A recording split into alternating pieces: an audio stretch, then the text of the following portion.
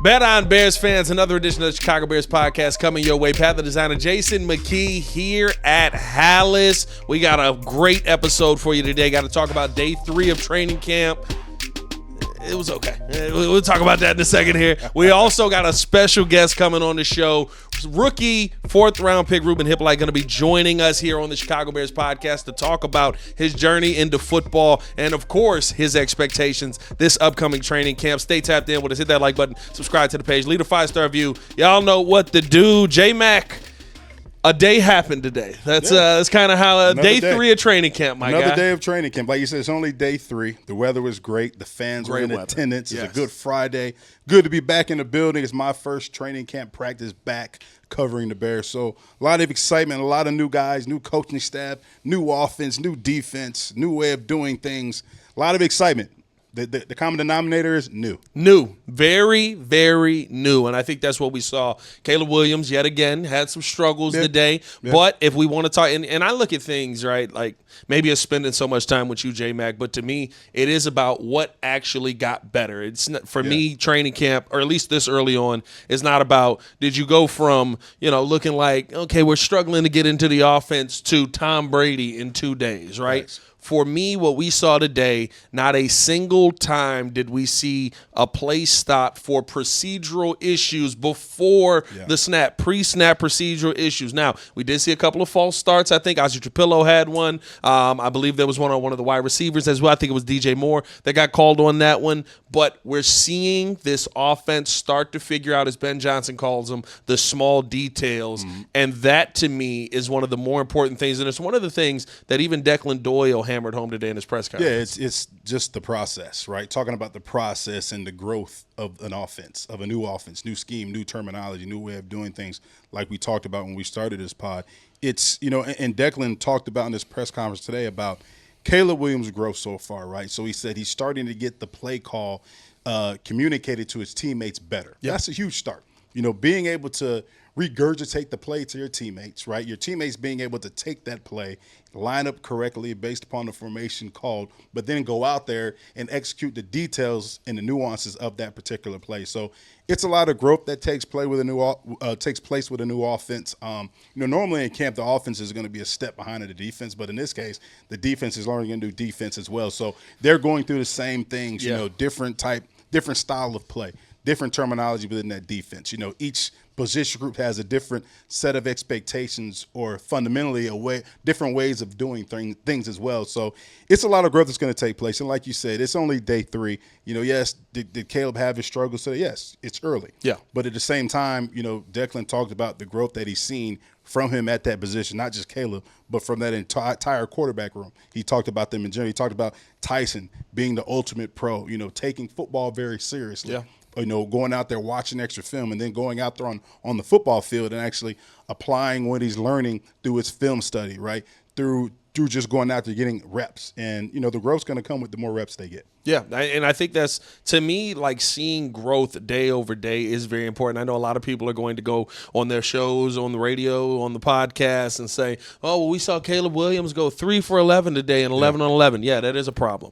It's day 3. Yeah, it's a struggle. This is the day that I want him to go 3 for 11. I would rather see him go 11 for 11, but we don't get that. Where we did see the improvement, though, in goal line today. Looked like he was operating pretty well in 2 minutes. If not for a couple of drop passes, he was moving down the field really well. In real game situations, J-Mac, I thought Caleb Williams looked his most poised. Yeah, and I think you look at it, you talk about the interceptions, right? Interceptions were tough. It's 7 on 7 interceptions. It was some of them that you're like, man, T.J. Edwards got one. I mean, he tried. T.J. one. He was the only one there. Yeah. It was like you got to be able to see that. But I think that one of the biggest takeaways, right? And you hear Declan talk about everything is charted, right? Yeah. So yes, the completions, intercepts, everything's charted. But the fact that he says, you know what, they hand it to the quarterbacks when they come in that meeting room and they say, hey, look, this is the level you're playing at. This is below a championship standard. Yeah. So that way everything's transparent, everything is clear to the point to where you understand where you're performing at.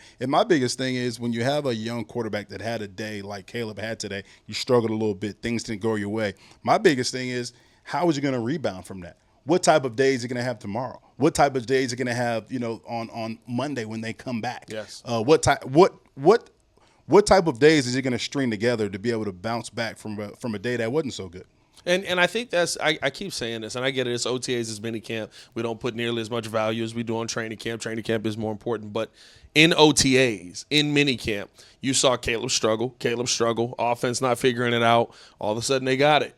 Now all of a sudden the offense is moving the ball down the field fairly effortlessly. Now Caleb's hitting his guys in stride. He's on time. It takes time to build that timing up, and we're day 3 of it. I'm not going to lose my mind as of yet. The one thing that I do think, though, is that there are those moments, even Declan brought this out, where Caleb's got to make sure that he's looking in the right spots. He's got to make sure that he's on time. Yeah. He's got to make sure he's going through his reads.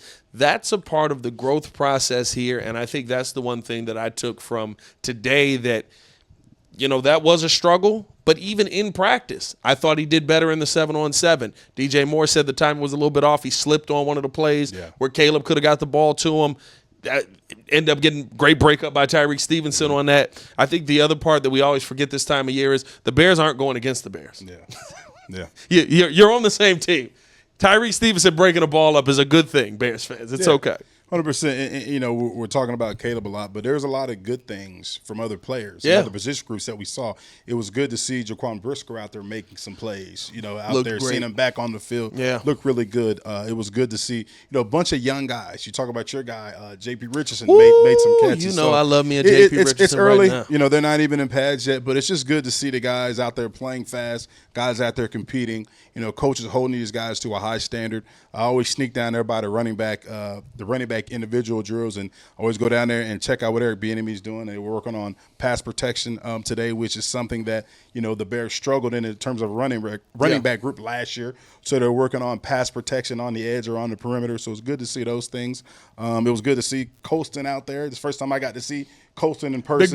Big boy. He's got everything that they talk about. He's got length, he's got size, he's got speed, everything that you'd want in the tight end. So I'm excited to see, how they plan to utilize him and Cole in this offense. I think you got 2 viable options there. So there's a lot of good things that's going on in training camp. But like I said, it's day 3. Guys are going to continue to get better. Guys are going to get comfortable within this scheme. And then the more comfortable they get, the faster they can play. And then that's when the execution will come. Got to keep breaking down training camp here. We do want to let you know, though, today's episode is brought to you by the Hard Rock Casino in Northern Indiana. Las Vegas-style gaming, just 30 minutes from Soldier Field, exit 6 right off I-80-94. Also brought to you by the Advantage Dealer Group. Find your next Chevy, Toyota, or Acura and drive off in under 60 minutes, or they'll make your first car payment. All right, J-Mac, you've been in these trenches, right? You've been in during training camp, going through the process, new offense being installed. Realistic option here. How soon should you start seeing things build out? How soon should it start to look cohesive? You can't really put a timeline because every system's different, right? In terms of everything, the verbiage, the terminology, right? The way that you're going to, just the cadence, the play structure, the formations, everything, the motions, the shifts, you can go on and on. There's a lot of things that define, right, an offense. Right. And, it's everybody or every group's going to pick it up at different times, right? The key is having continuity and everybody being on the same page, right? Because it takes all 11, not just the quarterback, to execute one play. 100%. For a play to actually work. It's one of my favorite things Tom Waddle does. He breaks down how hard it is to and what everybody has to do to get 5 yards in this league. Exactly. And the main thing is, why do we have individual periods in practice? Why do you have a team period, right? Because individually, I have to understand what my responsibility is based upon the play called. But we have to have Indian over and over again because I have to be able to try to master my fundamentals so I can go out there and execute, the job at hand or whatever my responsibility is within that play. So it takes time. I think, the more, like I said, the more reps you get, the more you're around, your teammates and have an understanding and a clear, concise communication on what my responsibility is on each player within this offense, you'll gel more. So it's going to take some time. How far in before you start to get concerned? I think, if we're 5 weeks into camp and it still looks a little, what I mean? Like there is a line I would assume. I think, I mean, I'm interested to see, right, what Coach Johnson's formula is in terms of the reps guys are going to get, especially with these joint practices, What's the formula in terms of preseason snaps these guys are going to get? Because the father of learning, right, is repetition, 100%. Right? We had to, how do we learn the ABCs? We had to say it over and over again every day, right? Pledge of Allegiance, you had to say it over and over again before class, right? So repetition is the father of learning. So the more reps you get, the better you should get, the more you should progress, right? And I'm excited to see what that formula is coming up here. You know, we got the Dolphins coming to town, the Bills coming to town. Then we got to go on the road to Kansas City. I don't anticipate guys playing that much in that preseason game because it's the last one, but I think you can't you got to have these reps in order to get callous, in order to get better, you know, with this season coming up. We've got Rooben Hyppolite coming up here soon on the pod, but are you surprised at how quickly it seems, at least to me, and maybe it's just because the offense is struggling, the defense seems like they know what they're doing and they are flying around everywhere. I mean, and we know DA is throwing different kind of fronts. He's sending blitzes. He's playing man. Like, there's all these different things, and they seem so locked in. This is a shot at all my defensive teammates. I don't care. Call me, tweet me, whatever you want. Offensive players are smarter than defensive players. We got more to take in. You know, they got complex calls and different things, the way they gotta, you know, fit based upon, you know, the defense called or the coverage they're running. So they're learning a lot of things too. I think the simpler that you can keep things, the faster your guys can play. You know, and I'm not saying Coach Allen's defense is simple. I don't think it is. He's been a good D coordinator in this. From how it sounds complex. Yeah, I mean, guys are flying around, they're picking it up. But at the same time, it's tough. When you look at it, right, we're seeing a practice in which guys are not in pads. Yep. Okay, so and I'm not making an excuse for this offense, right? I'm not giving nobody a pass. But at the same time, let's keep it real, right? When a defensive lineman is pass rushing against an offensive lineman in pass, right? They're pass rushing full speed, right? Offensive lineman, you're blocking him full speed, but at the same time, you're not going to throw him down. There's nothing to grab. There's a high chance of him falling on somebody's leg band, somebody's injured, right? So it's totally different. Like, we're getting a look, but you're not getting a true look because we're not in pads, right? Even when they do get in pads, are we going to get a true look? I don't know, because I got to take care of my brother. We need this guy for the season. It's a fine line, right? Iron sharpens iron, but at the same time, I know we need this guy for the season. So I can't go out there and try to deplete him because I got to make sure he stays healthy. So that's why I was saying when I'm looking at the formula that Coach Johnson and his coaching staff, you know, are going to put together in terms of getting these reps against the Miami Dolphins when they come to town, you know, getting these reps against the Buffalo Bills when they come to town. You know, how valuable is that those plays and that practice going to be for these guys to really get callous and get that experience they're going to need for the season? It seemed like there was some callous building up today. 2-hour practice today. I believe we got a 2.5-hour practice on the schedule. J-Mac, that was nothing for you. Y'all was doing two a day. Y'all was doing multiple. Y'all was doing multiple 2-hour practices. Two a days. But it happens. I mean, even the older guys were looking at our practice. You know, I'm sure Thayer was looking at our practice, like, "Oh, J-Mac, you guys didn't do nothing." You know, I don't know, but it is. I mean, we did 2 a days every day. But 2-hour practice. You know, I mean, I feel like that's the norm, because you look at it like this. There's so much that you have to get in, right? Yeah. They were working on punt return today, right? They broke down, like, how many punt return segment or special team segments did they have? 4. They had like 4, 3 or 4 of them, 4. right? I mean, you've got so much you have to get done, right? There's so many reps that you need to get evaluated. There's so many opportunities that you want to create for your team to get better. And I just feel like, you know, 2 hours and 2.5 hours, that's still not enough time. But you got to make sure that you're getting your guys off the field. Recovery is a big thing. You got to go out there and reevaluate the film. So, you know, I think with the way that practice is structured now, not having a true 2-a-days, you've got to treat that meeting, that film breakdown as a second practice. And guys got to really take ownership and really treat it that way as well, because there's a lot of things that you can learn off of film, right? And when you're watching yourself on film, it's going to tell you exactly who you are. It's going to tell you exactly what you need to work on. And guys got to really approach it that way. And then you got to be coachable. Yeah, I love the Declan Doyle talked about, you know, bringing all the numbers, looking at the film and just saying, this is who you are right now. Yeah. This ain't it. Can't show you. We got to be better. Yeah. Can't win with them. Won't play with them. Yeah. and I think, you know, for me as a former player, you know, my position coach, Tim Spencer, always let us know exactly where we stood. Mm-hmm. He would tell you, he would never tell us, he would never sugarcoat anything. You know, if I had a game where I didn't block well, he'd say, you know what, you sucked that game. You've got to do better. And for me, from a player standpoint, I appreciated that, because I knew, okay, I didn't perform well that game. I got to go out here and I got to perform better. So that week of practice, it's not just practice is over and I'm going in and I'm going to eat lunch and I'm going to the game room and playing video games. No, I'm staying on the practice field. I'm hitting the sled. I'm trying to find ways to improve my game so that way I have a better performance than the prior week. You keep it's funny because, right, I come in as the guy who's covered now 3 coaches. It's crazy. I've only been doing it. Yeah, that's a lot. I have 3 coaches in, That's crazy, right? Covered Matt Nagy. I've covered Matt Eberflus, and now covering Ben Johnson. Man. And I'm walking in, I'm just like, yo, like he's holding him accountable. He's pulling him off the field. He's doing, and it's so funny to me because you're just like, yeah, that's coaching. That's just coaching. I'm like, J-Mac, like, that's not what we've seen here. We haven't seen these mugs. Maybe Vic Fangio a little bit. And I wasn't here for John Fox. I don't know. Foxy he was well established in the league and stuff. He knew how to run his stuff. But between Nagy and Eberflus, like, I feel like we spent more practices going, well, a day happened and players did run around. I haven't left a practice yet where I don't feel like something was accomplished under Ben Johnson. Yeah, and it's just, actually it's practicing what you preach. You talk about details, you talk about fundamentals, right? And you saw yesterday's practice, right? The details in terms of huddle tempo wasn't there. So he said guys are wasting time. We only get so many reps. Bam, you're out. You're not taking somebody else's reps. You had your rep. Yeah. You didn't line up right. Or you didn't get in and out of the huddle, right? Well, then you're taking somebody else's reps. It's not your turn.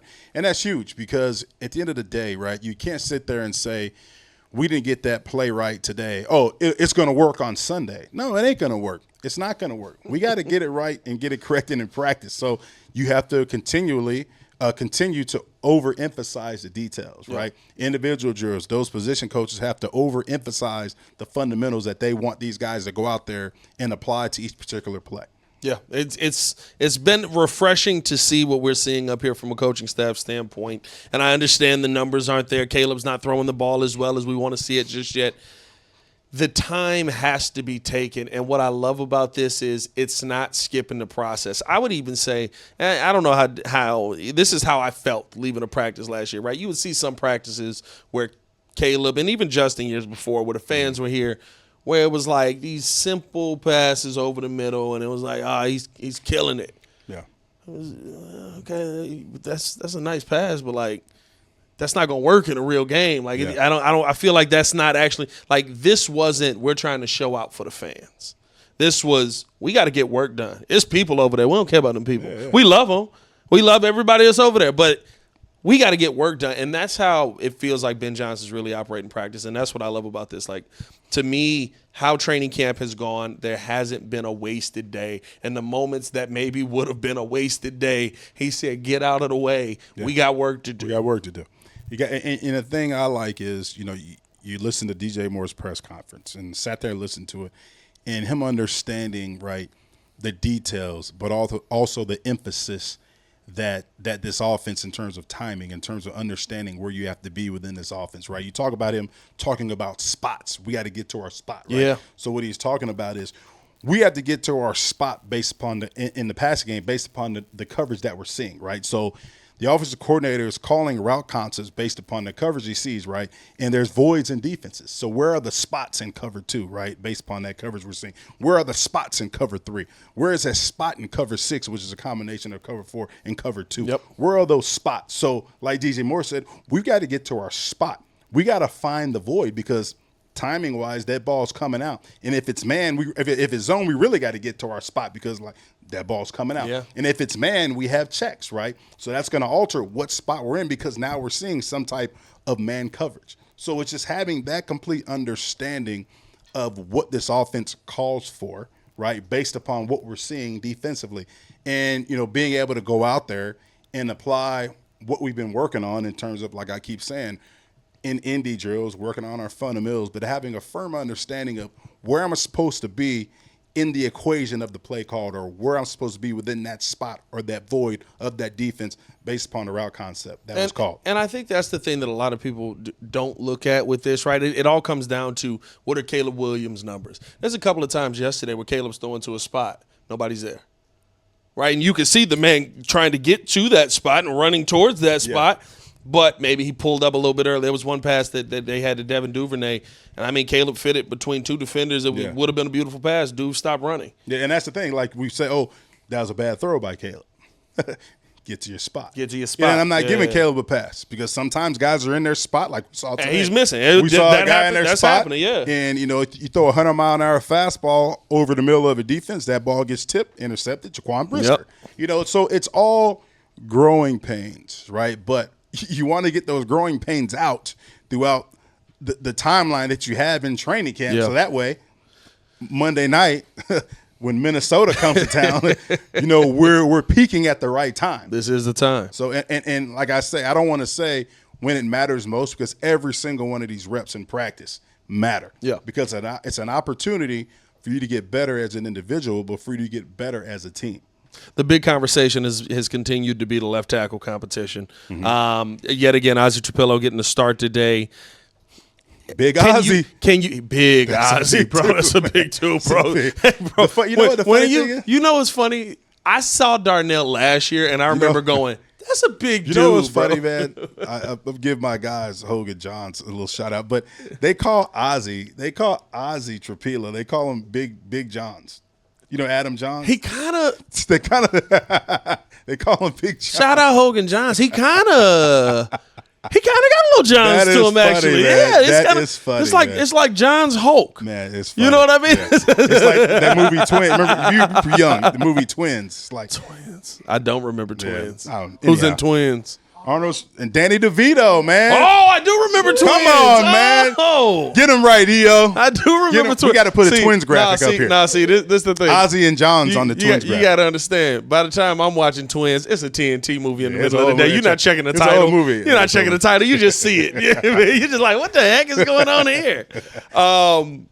Is there anything that you truly can glean from the offensive line, the running game, when there's no pads on? I know we always say, well, Ozzie got the start today. He looked good. He held people up. Yeah. I'm seeing a lot of holding penalties out there that they're not calling, J-Man. I think with that, and like I said, that's charted as well. Yeah. In terms of them, are they doing the right thing, right? Are they actually executing what their responsibility is within that play? Are they taking the proper step? How is their pass set, hand placement? Do they know what they're doing, first of all? Yeah. All that stuff's being charted when you're in a competition. Everything's under an evaluation. How is he in meetings? Is he answering questions? All those things are evaluated. So when you have a three-headed race like that, you look at Braxton, who has, I don't know how many starts, I think over 40 starts in this league. Probably we'll get a number. I'm not a numbers guy, but he started a lot of football. And had a scheduled rest day today, by the way. Yeah, scheduled rest day. And then you have two young guys that's out there competing with you that have a lot of promise. It's good competition. Like I said, it's going to make each and every one of those guys better. So I'm excited to see how that pans out. What did you say? How many games did you say? Was it 43? It's 40 on the nose. 40? You I'm said close, 40. man. I gave him 3. 40. Did I say 40? You said 40. Did I say 40? I just said I'm not a numbers guy, right? I knew it was something like that. Yeah, I knew it was something like that. But I mean, that's the thing. Like when you look at a competition it's like impressive this, call. He missed time too. Like he missed time, that was an impressive call. But that's experience. Like Yeah. that's a lot of starts in the NFL at left tackle. Yeah. And, him coming off an injury, he knows what he's facing. He knows they drafted a guy high in Ozzie. He knows that two guys. He knows they drafted a guy high in Kieran as well. A guy, and he's got more experience than those guys, but he has to use that experience to his advantage. But he also, it's tough. You say you have to remain healthy, but he's got to stay healthy. Well, I think here's the tough part too, right? It is. I would say Braxton Jones, while he has the most experience, probably has the toughest road to keep this job. And the reason I say that, one, you've got one guy on this team who is a Ryan Poles guy and a Ben Johnson guy and Ozzie Trapillo. You know how politics work. And again, that's my guy. I want my guy to play, yada, yada. Right. On the flip side of that, you got Karan Amagaji, who's younger and still on that rookie contract for a few more years. Braxton has to be paid after this year. Yeah. And sometimes that plays the biggest factor. Definitely. Are you good enough for us to want to pay you? And no matter how good you are at left tackle, I mean, you can't be terrible, but Braxton's not the worst left tackle in the league. You're going to make a lot of money. Yeah, so that is a real decision that the Bears are going to be looking at and saying, is he good enough, not just good enough to beat these guys out, because they're going to keep getting better. Is he good enough to pay? And that's another thing, for Braxton. You say, look, I want to play for my teammates, and I'm playing for my team, but at the same time, you're playing for yourself. You're playing for the second contract. So it's very important for him to win that job because if he's not here, right, and say if he is here and he performs well and the Bears don't want to pay him, he can get paid elsewhere. Yes. But the better tape that he puts together, the better season he puts together, obviously it's going to dictate what type of dollars he can command and he will receive at the end of the season. So, it's a very important year for Braxton, to go out there and to prove that, hey, you know what, if I want to be here, I got to be a player that you guys cannot live without. Yeah. But at the same time, I still got to be the type of player because if you feel like you can live without me, well, somebody's going to pay me because they want me. So it's a very important year for Braxton. That was a good point. Contrary to what the fans say, J-Mac, y'all ain't out here for free. Everybody's not out here for the love of the game. You know what I mean? Listen, at the end of the day, you can love the game as much as you want. Look here. But it's a lot nicer with a check behind it. You've been playing for the love of the game your whole life, depending on when you start playing football, right? When you boil the mouthpiece in youth football, you're playing for the love of the game, right? When you got post-game snacks like from the team moms, you're playing for the love of the game. When you're in high school, you're playing for the love of the game. Now, college, you're getting paid now. You're getting paid. So, some guys are still playing for the love of the game, but some guys are getting paid. They were getting paid back then, too, a little bit. We're not going to talk about it. We're not going to talk about it. My bad. I don't know. I didn't. I went to a great school. We didn't get paid. Temple didn't have a budget. Nah, we didn't have that budget. I wish we did. Temple didn't have we didn't have that type of budget. We didn't have that type of budget. I wish we did. But at the end of the day, like I said, you paid your dues. You played for the love of the game all the way. You played this game. You've made it to this level. All right, and you put together great performances, and you're that type of player that you can command a king's ransom. So, hey, go out there and make the most of it and take advantage of the opportunity. So, we'll see how this, this left tackle battle plays out. I think it's good because I think you have, three guys in that position that you feel comfortable with. Yeah. Depending on how this thing plays out, like you're gonna have to feel comfortable with these guys because that's what you got. But I'm excited to see how this battle takes place.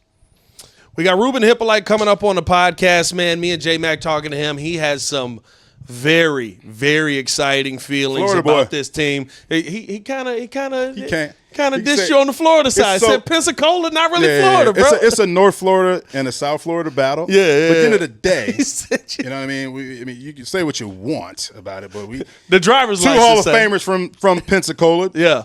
A guy by the name of Derek Brooks who plays linebacker. Pretty good. He was decent. Yeah, pretty good. Decent guy. I played against him when he was in Tampa. He was a decent guy. Yeah. Emmitt Smith, the all-time leading rusher in the NFL. He was decent. He's okay. Was he decent? He's okay. Yeah. Good offensive line. Yeah. Devin Witherspoon is from Pensacola. Should I keep going?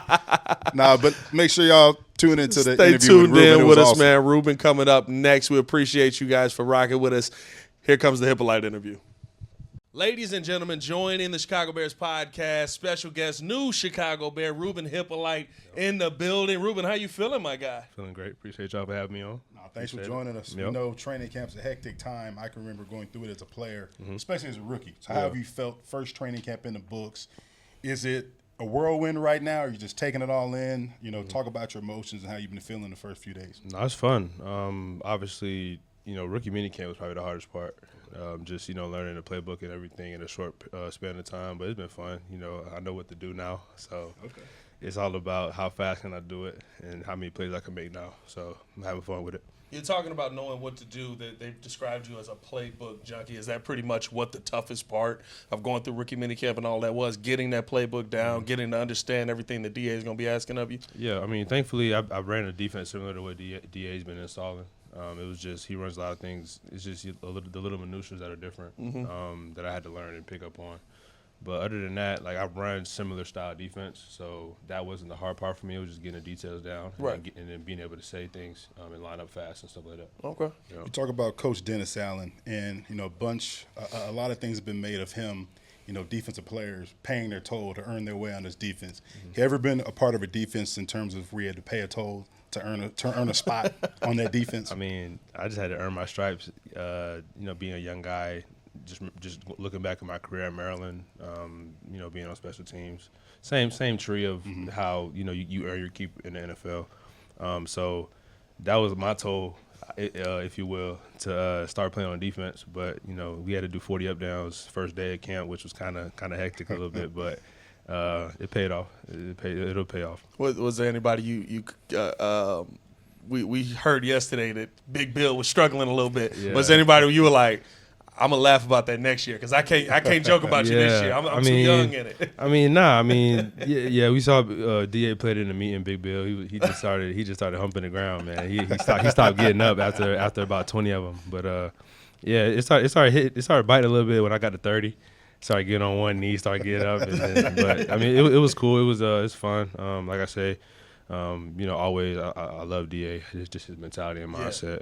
It's fun playing in this defense, playing for him. So. Do you feel like how he's going to utilize you is going to speak to your strengths a little bit more, right? A lot of the questions with you coming out of college was we didn't see a ton of the big numbers that normally you see from a linebacker, but it seems like how DA's utilizing you, especially in the 3 days we've seen you in practice, you're always in the mix on the play. Yeah, I mean.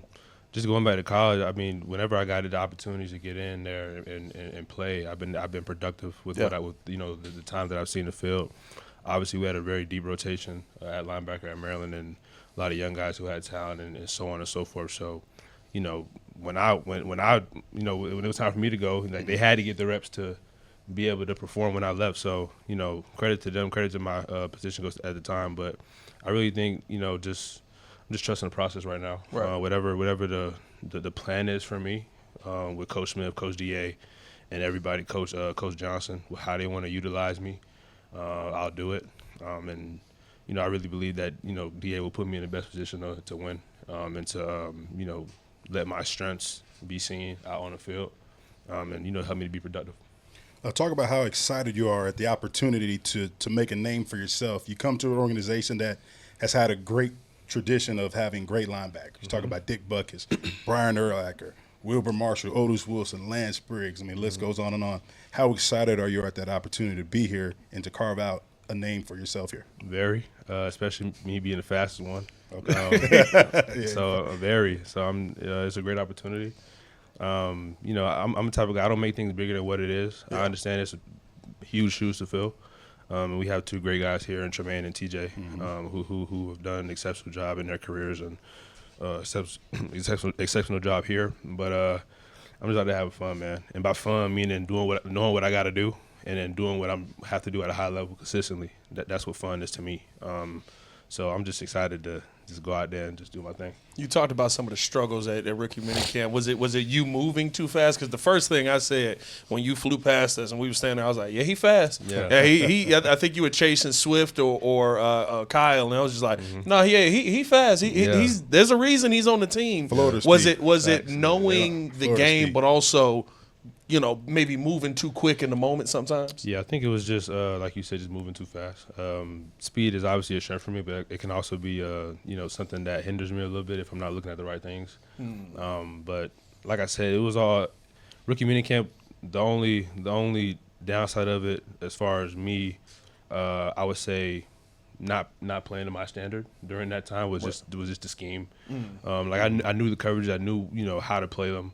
I knew what a cover 2 was, a cover 4, a cover 3. Man, I knew what that was. It was just how the coaches wanted it to be played. It was different because I never played it like that. Yeah.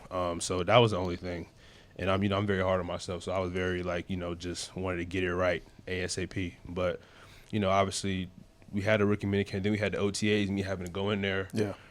With the starting group and kind of pick up where TJ had left off as far as him not being able to perform during OTA. So that was great for me to get the speed and tempo of it. So now in camp, I'm just out there flying. Right. Who's the veteran in that linebacker room that you have that's kind of taking you under their wing, or who you've gravitated towards? Yeah, we have a great room. Obviously, Tremaine's a great guy. He looks out for me. But I would say like TJ and I, we talk the most. Obviously, we play the same position. But I think I just spent more time with TJ, and just more time picking his brain, just more time talking to him about schematically and how he plays this block, how he plays this coverage. Noah Sewell is another guy, running with him in practice. Him and I, we have great chemistry, so I'm excited to play with him. When you talk about preseason and whatnot. So those are really the two guys who I've gravitated towards. Tremaine being a third guy. And we got a lot of great guys. Eamon is another guy that I'm around a lot as far as teams wise and just. Have you gotten the last name down yet? Agbamiga. There you go. Yeah, he got it. He got it. Yeah. So just spending time with Eamon. As far as teams wise, and then just off the field, hanging with him, talking with him. Carl Jones, Swayze Bozeman. It's like we have a great room of guys. I've gravitated to all of them, but those are the three main guys I can pick out. You've been a part of, going through college and stuff like that, trying to figure out, okay, where do I fit in with the guy next to me? How is that process going here early on, figuring out, okay, how I fit in with Jermaine, how I figure out fit in with TJ to kind of make it a seamless transition? My mindset is how they gonna fit in with me. Woo! That's how I look at it. Hold on. Obviously not stepping on toes, but I get it. That's just my confidence and my mindset speaking. Just how they gonna fit in with me and my style of play. Yeah. Obviously, they got the history and they got everything to back up. They've been doing this for a while. Absolutely. This is year one for me, but I'm very confident going into this first year, as far as my ability to play, and just looking to see where it goes. Let's talk about what you did in the offseason. First time being in an NFL setting, first training camp is going to be your first season. What is the biggest thing that you really worked on this offseason? Block destruction from a positional standpoint. Just being able to, obviously that comes with leverage. So just working on linebacker stuff, and then mentally, playbook. Just being in the playbook. I'm at a point now where I'm looking to understand what the offense is, trying to do to us as a defense rather than trying to understand what I'm doing. Yep. So I think that's a step for me. And that's what I've been doing all offseason. Spent a lot of time in Florida training, so I was able to get conditioned. Oh, yeah. I'm out there sweating a lot, but, I just feel like I'm in Florida. So you got two Florida boys on the podcast kind of heat. right now. Yeah, that's where you got the speed from. I mean, come on now. What part of Florida are you from? Pensacola, man. Okay, you Georgia. Yeah. I'm more so Fort Lauderdale, Miami. Yeah, so, the real crib. But, we got two Hall of Famers from, Emmitt Smith, Derrick Brooks, real linebacker. No doubt. Derrick Brooks. No doubt. I'm excited, man. Let's ask you. You talked about TJ being one of the guys who you talk to a lot. I know at his press conference the other day, he said the rookies came in, they brought the snacks in the meeting room. What kind of snacks do we got up in that meeting room? Yeah, we got all candy, man. Candy, Rice Krispies. We got the junk food for them. Okay. Yeah. Hopefully slow them down a little bit. So me and the other rookie, Power Eccles, we made a rookie mistake. We forgot the chips and the sunflower seeds. Oh, boy. So we got to get them on Sunday. But we going to get right. But, they got all the essentials as far as sweets go. So we just got to get right with the chips and with the he was proud of you a little bit. He was like, oh, they know what they doing. Somebody gave him the hands up. Yeah, we came correct first quarter, man. We don't play. We don't play. I love it. I love it. What do you foresee is that, listen, you talk about two established linebackers. We can feel the confidence coming off of you in your game. What do you foresee as the hurdle for you taking that starting spot or getting to a point where we know it's all team, but there is a competition to be the best in the room? I mean, it's experience. Tremaine, TJ, they played for, a combined 10-plus years. So, they have the experience. Noah has the experience. 100%.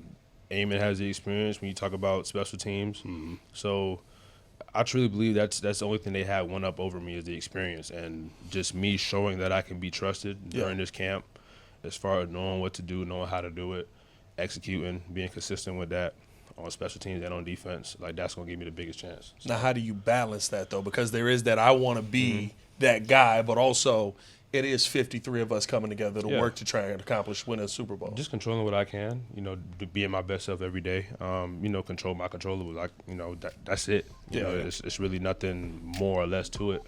Just did I put my best foot forward every day? Did I do my job? That was a question I asked myself at the end of the day.